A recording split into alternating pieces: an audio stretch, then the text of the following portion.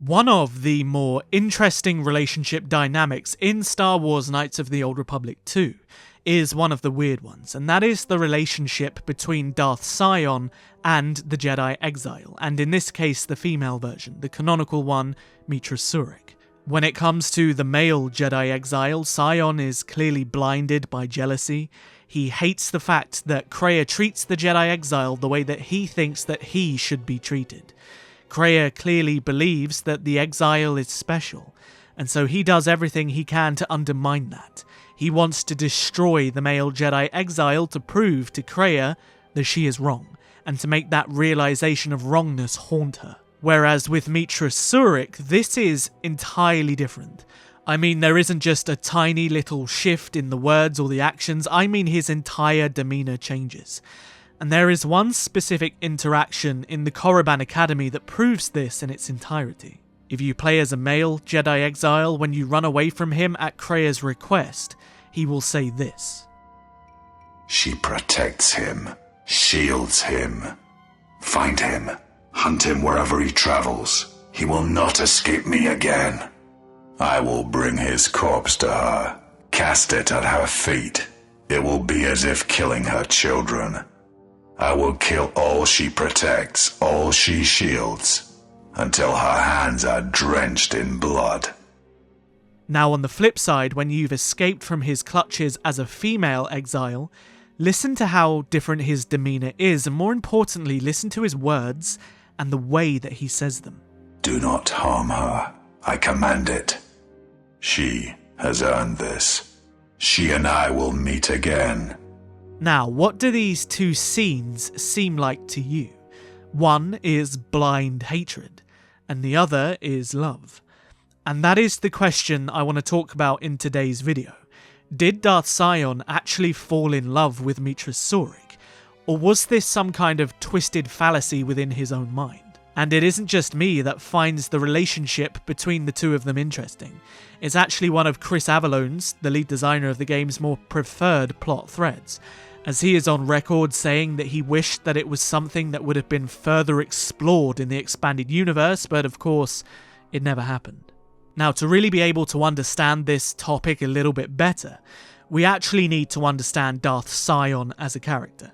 Now, I'm sure many of you are experts on Darth Sion, but some of you might not be, so let's talk about him. Darth Sion was one of Kreia's apprentices, but Kreia looks down on Sion considerably. Every interaction she has with Sion in some capacity is trying to teach him something, but he feels fundamentally that he doesn't need to be taught any more lessons, and he hates the fact that her teachings are constantly crawling through his skull. He can't escape it, and why?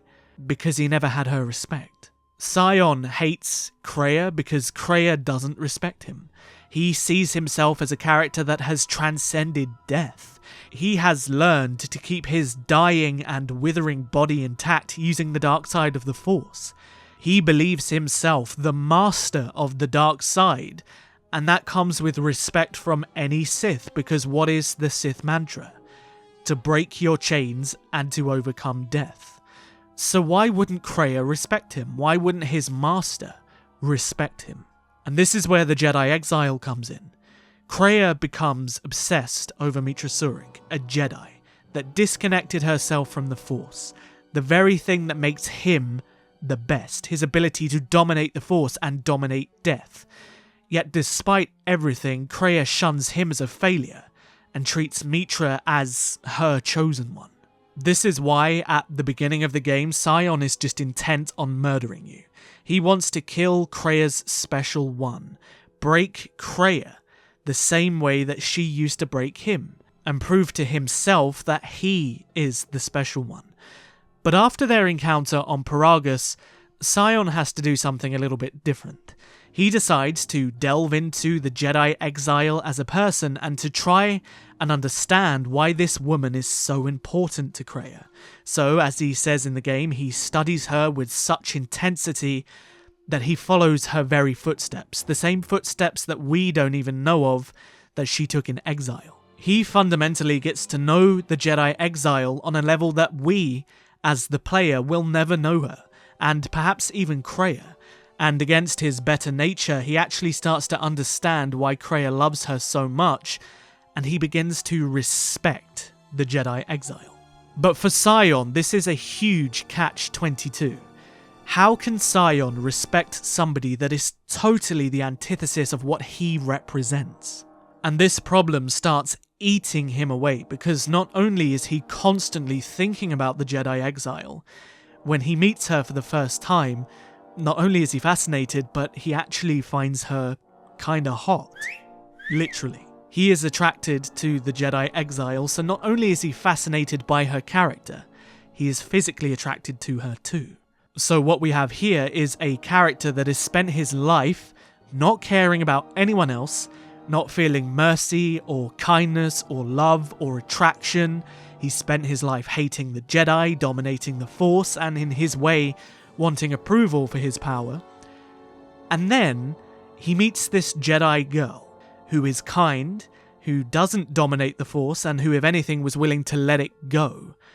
Doesn't need anyone's approval to live the life that she chose, and most importantly is still powerful, perhaps even more powerful than him. She is the opposite to everything that he represents, and the more he learns about her, the more he is entranced. He says this himself in the game, that the way that Kreia's teachings crawl in his skull, the Jedi Exile does that, but there is no meaning to it. There is no lesson from the exile, she is just constantly in his head. In other words, he can't stop thinking about her. And most commonly, as you know and I know and most of us will know in our lifetimes in one way or another, when we can't stop thinking about someone, it means that we are infatuated. And infatuation either leads to not caring about them after some time, or eventually falling in love with them. But even so, infatuation by definition is still a form of being in love. It's a more short-term effect, but it is love nonetheless. So this man has gone throughout his life not feeling anything but selfishness and a desire to dominate, is now feeling kind of weak. For the first time in his life, he sees this woman as beautiful in every sense, and so his entire perspective on everything is shifting, because now he is starting to see beauty in the world. But Darth Sion does not know how to deal with this. He instead sees it as a weakness. She is making him weak, and he hates this. And he says to the Jedi Exile at the end of the game that he hates her. But he doesn't hate the Jedi Exile at all. The reality is, he actually hates himself. Sion is so consumed by darkness and power that it has blinded him to everything that is beautiful. So he tries to convince himself that he hates beauty. He hates this different perspective on the world, but in reality, he is just projecting his hatred for himself onto the Jedi Exile that's making him feel this way. It's a common occurrence in toxic relationships. Now yes, he's projecting this hatred for himself onto the Exile, but he still wants to preserve her beauty. This is why as we progress throughout the game, although initially he is trying to kill you, he begins respecting you more and more. And he says it himself, he is trying to keep you alive. He even says in the clip that I showed a little bit earlier that he doesn't want the Jedi Exile to be harmed at all. Do not harm her. I command it. And then by the end of the game, when we meet him in the Treyas Academy, the dialogue options between the Jedi Exile and him are extremely important. Because as a female Jedi Exile, you can be kind to him. You can show him a kind of respect and appreciation that he feels he's never had before.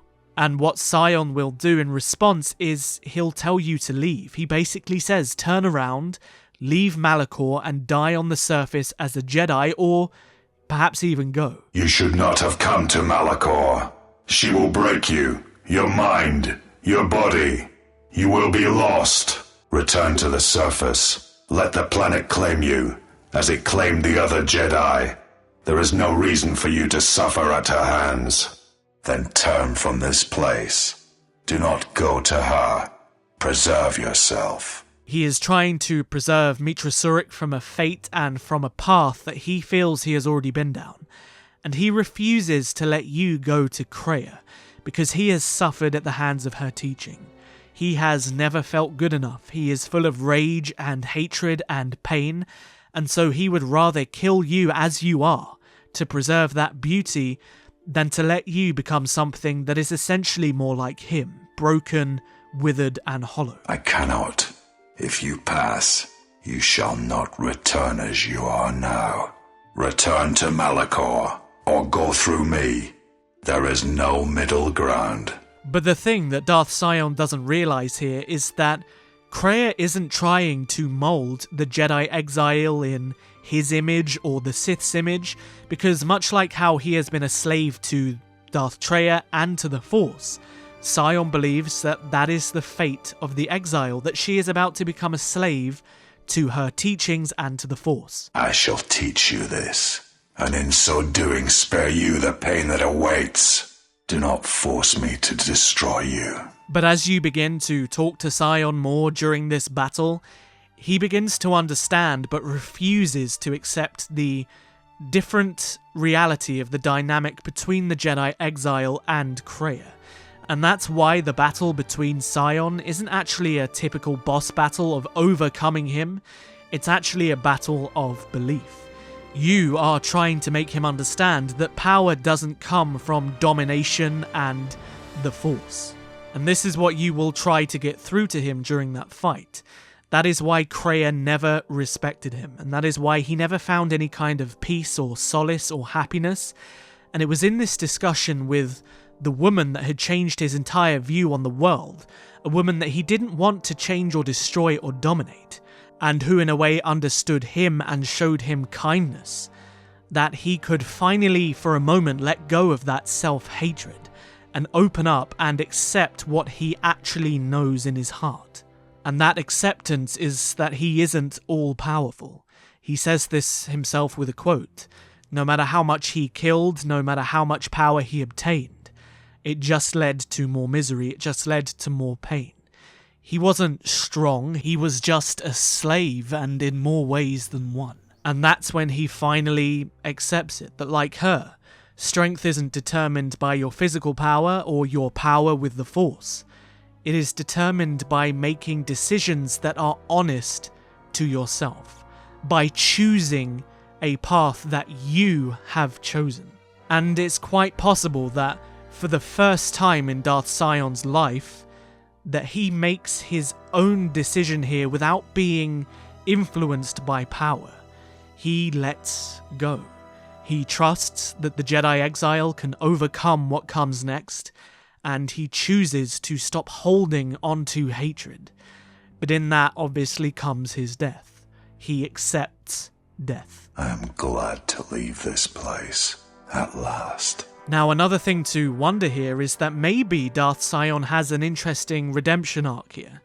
Did Darth Sion redeem himself? Did he die as a Sith? Or did he manage to let go enough that he was within the embrace of the light? I think that's an interesting topic for another video. But now we have to wrap all the way around and come back to the initial topic of the video. Did Darth Sion actually love Meetra Surik? And I think the answer to this question, in a way, is yes. It was selfish love initially, but by the end of the story, it had become selfless. He chose to give up his power.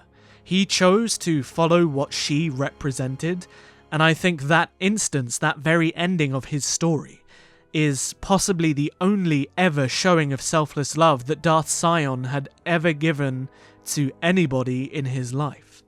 So yes, I do think that he loved her, as much as someone like him could love someone anyway. The Jedi Exile was a lesson in love and acceptance that he needed to be able to come to terms with his very existence in a way. And that is the beauty of Knights of the Old Republic 2's storytelling. As I've mentioned in other videos before, everything surrounding Knights of the Old Republic is about trauma and healing. And Darth Sion with the female exile's relationship dynamic is a perfect example of a character that is traumatized and is projecting that trauma onto the world. And I think that Darth Sion is one of the clearest examples in the game of a character that is going through a journey within himself. And by the end of it, he, in a way, finds peace and emotion that he has never felt before, and he is able to heal himself. But the reality was that that healing that he needed was unfortunately the acceptance of death itself. Now, the sad reality is, like almost every character and almost every story thread in Knights of the Old Republic 2, Darth Sion was subject to a lot of cuts, a lot of missed content, and a lot of missed storytelling. But even there, you can see the very fabric of what is a fantastic character, that I think could have been one of the most powerful stories in the Star Wars universe if it just had more time to cook. And I think that is why Chris Avellone also loves the story and kind of wished it got expanded upon in future stories. But hey, we just kind of have to accept what we've got and accept that there'll never be any more kind of stories like this, and that we'll never get a continuation to it either. As always, if you enjoyed the video, don't forget to hit the like button. It tells YouTube that you went through an enlightening journey much like Darth Sion, and it helps me out a great deal. And if you haven't, perhaps consider subscribing to join the biggest growing Knights of the Old Republic community on YouTube. I'll see you guys in the next video. But until then, may the Force be with you. Always.